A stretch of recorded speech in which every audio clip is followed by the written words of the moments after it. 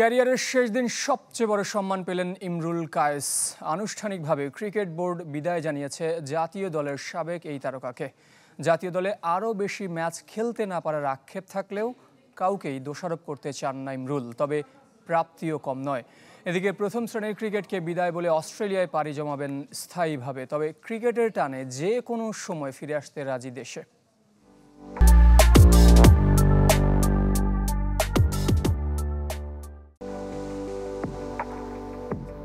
মাঠ থেকে বিদায়ের সৌভাগ্য সবার হয় না, কোথায় থামতে হয় সেটাই বা জানে কয়জন। ইমরুল কায়েস ভাগ্যবান, বিসিবি থেকে পেয়েছেন সম্মান, বিদায় বেলায় খুলে দিয়েছেন কথার ঝাঁপি। আমার কাছে মনে হয় যে আমি ভেরি মাচ হ্যাপি যে বাংলাদেশের হয়ে 39 টেস্ট ম্যাচ খেলতে পেরেছি।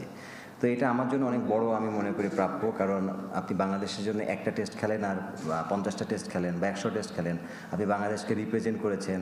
এটা আমার জন্য অনেক বড় একটা প্রাইডের ব্যাপার ছিল। শর্টার ফরম্যাট খেলবেন আরও 2-1 বছর, তবে জাতীয় দলের অলিক স্বপ্নে না ভেসে উপভোগ করতে চান খেলাটা। আমি চেষ্টা করে যাব ক্রিকেটে এনজয় করার জন্য, এনজয় করব এবং বিপিএলটা চেষ্টা করব ভালো পারফর্ম করা। আসলে যেখানে খেলে না কেন একটা ব্যাটসম্যান হিসেবে যদি রান না করেন, নিজের যে আত্মতৃপ্তি এটা আসে না। দেশের হয়ে খেলেছেন 39 টেস্ট, লাল বলের ক্যারিয়ারটা আরও ভালো হতে পারত।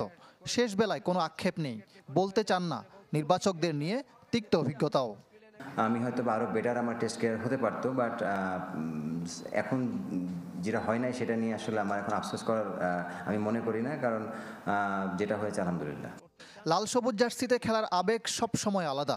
2011 বিশ্বকাপে চট্টগ্রামে ইংল্যান্ডকে হারানোর স্মৃতি ভুলতে পারবেন না কখনো।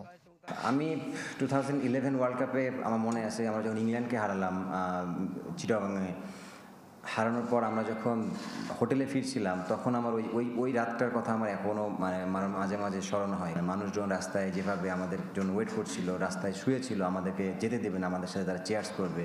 ইমরুলের প্রিয় ব্যাটিং পার্টনার তামিম ইকবাল 2015 সালে পাকিস্তানের বিপক্ষে খুলনায় 312 রানের রেকর্ড জুটি। সেরা অধিনায়ক সাকিব আল হাসান আর কোচ চান্ডিকা হাতুরু সিংহে এই সময়ের সম্ভাবনাময়ী এক তরুণের নামে ধরলেন বাজি। আমি সোফার বাংলাদেশের যতগুলো ব্যাটসম্যান দেখলাম এখন পর্যন্ত, আমার কাছে ব্যাটিং ভালো লেগেছে ইয়াংদের ভিতরে অমিত হাসানের। আপনি সিলেটে খেলতেছে একটা ছেলে, ইজ ভেরি গুড ব্যাটসম্যান। তো টেকনিক ওয়াইজ, টেম্পারমেন্ট টেস্ট ক্রিকেটের জন্য পারফেক্ট আমি মনে করি। পরিবার নিয়ে অস্ট্রেলিয়ায় স্থায়ী হচ্ছেন, সেখানে ক্রিকেটের সাথেই নিজেকে জড়িয়ে রাখতে চান আজীবন। দায়িত্ব পেলে ছুটে আসবেন দেশের টানে। ভবিষ্যতে যদি কখনো সুযোগ হয় বাংলাদেশের হয়ে কাজ করা, আমি নিজেকে অনেক সৌভাগ্য মনে করব। শুভকামনা ইমরুল কায়েস। ইকরাম হুসাইন, চ্যানেল 24, ঢাকা।